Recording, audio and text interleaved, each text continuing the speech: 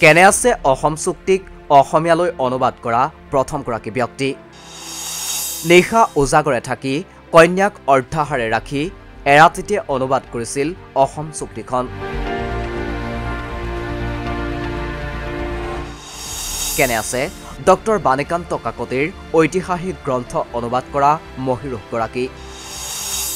গুৰুত্ব অনুপাতে স্বীকৃতি সন্মান নাপালে নেকি বৰেণ্য ব্যক্তিগৰাকীয়ে। 90 ঊৰ্ধৰ এইগৰাকী ব্যক্তি হৈছে বিশ্বেশ্বৰ হাজৰিকা। ৰোগ আৰু বাৰ্ধক্যজনিত অৱস্থাৰ বাবে জীৱনৰ বহুমূলীয়া অধ্যায় আৰু অভিজ্ঞতাৰ কথাও প্ৰায় পাহৰি গৈছে সাহিত্যাচাৰ্যগৰাকীয়ে।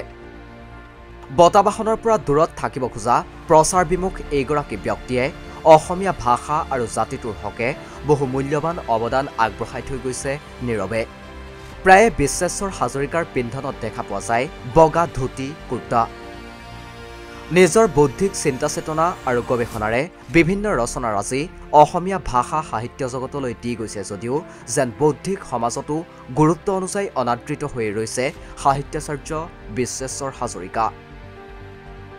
সততে আজিৰ দিনত পৰিলক্ষিত হোৱা বতাবাহন বা অন্যান্য কাৰণত তৈলমৰ্দন কৰা কাৰ্যৰ পৰা আঁতৰত থকা অধ্যাপক বিশ্বেশ্বৰ হাজৰিকাই 90 বছৰ বয়সলৈকে মূৰ তুলিয়াই থিয় হৈ আছে আজিও। শনিবাৰে আমাৰ অসমত ৰূপকজী দুৱৰা নামৰ এগৰাকী ব্যক্তিৰ লেখাত প্ৰকাশিত প্ৰতিবেদন অনুসৰি সদৌ অসম ছাত্ৰ সন্থাৰ এইসকল নেতাই পাহৰি পেলোৱাৰ প্ৰসংগই ঠাই পাইছে। প্ৰতিবেদনত প্ৰকাশ পোৱা অনুসৰি এসময়ত ছাত্ৰ সন্থাৰ তাগিদাত নিজে উজাগৰে থাকি কন্যাক অৰ্ধাহাৰে ৰাখি হলেও ৰাতিটোৰ ভিতৰতে অসম চুক্তিখন অনুবাদ কৰিছিল অধ্যাপক তথা গৱেষক হাজৰিকাই। অথচ সেই ছাত্ৰ সন্থাৰ মজিয়াৰ পৰাই পৰৱৰ্তী সময়ত ৰাজনৈতিক ক্ষমতা লাভ কৰা নেতাই প্ৰায় পাহৰি পেলালে এৰাতিতে অসম চুক্তিখন অনুবাদ কৰা এইগৰাকী বিশিষ্ট ব্যক্তিক। যি অসম চুক্তিক মূল বিষয় হিচাপে লৈ আজিও আছুৱে মাত মাতি আহিছে, সেই চুক্তিৰ অনুবাদকগৰাকীক যথাযোগ্য সন্মান দিয়া দেখা পোৱা নগ'ল আজিৰ দিনতো। উল্লেখ্য যে ডক্টৰ বাণীকান্ত কাকতিৰ the Assamese its formation and development শীৰ্ষক গৱেষণা গ্ৰন্থখনিৰ অনুবাদ কৰি অন্যতম উল্লেখনীয় কাম কৰি থৈ গৈছে অধ্যাপক বিশ্বেশ্বৰ হাজৰিকাই।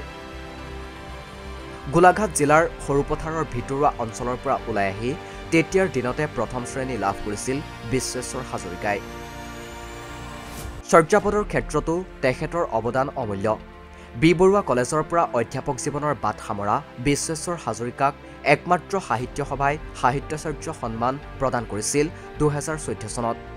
এটা সাধাৰণ কৃষিজীৱী পৰিয়ালত জন্মগ্ৰহণ কৰা অধ্যাপক হাজৰিকা হৈছে 1965 চনত গুৱাহাটী বিশ্ববিদ্যালয়ৰ পৰা অসমীয়া বিভাগত প্ৰথম শ্ৰেণীৰ প্ৰথম হোৱা পঞ্চমগৰাকী ছাত্ৰ। ইয়াৰ বাবে তেওঁ সোণৰ পদকো লাভ কৰিবলৈ সক্ষম হৈছিল। এই ক্ষেত্ৰত খেদ প্ৰকাশ কৰি ৰূপকজী দুৱৰাই প্ৰতিবেদনত লিখিছে যে ইমান কৃতিত্বৰ অধিকাৰী হৈ যোগ্য হোৱাৰ পাছতো তেওঁক অসমৰ কোনো এখন বিশ্ববিদ্যালয়ত অধ্যাপকৰ দৰে পদত অধিষ্ঠিত কৰিবলৈ কোনো পক্ষৰ আগ্ৰহ দেখা পোৱা নগ'ল। অসমীয়া ভাষা সাহিত্যলৈ দি যোৱা বিশেষ অৱদানবোৰ হ'ল অসমীয়া ভাষাৰ উৎপত্তি আৰু ক্ৰম বিকাশ, অসমীয়া সাহিত্যৰ বুৰঞ্জী, চৰ্যা গীতকোষ, অসমীয়া ৰাভা ত্ৰিভাষিক অভিধান ইত্যাদি গ্ৰন্থসমূহ। ইংৰাজী ভাষাতো তেওঁ কেইবাশ প্ৰবন্ধ লিখিছে বিভিন্ন আলোচনী কাকতত।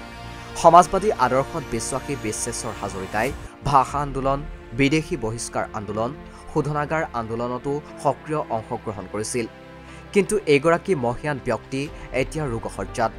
সদৌ অসম ছাত্ৰ সন্থাৰ অনুৰোধত অসম চুক্তিক একেৰাতিতে অসমীয়ালৈ অনুবাদ কৰি ছাত্ৰ সন্থাৰ নেতৃত্বৰ হাতত অৰ্পণ কৰা ব্যক্তিগৰাকীক লৈ উৎসাহ যেন নাই ছাত্ৰ সন্থাৰ।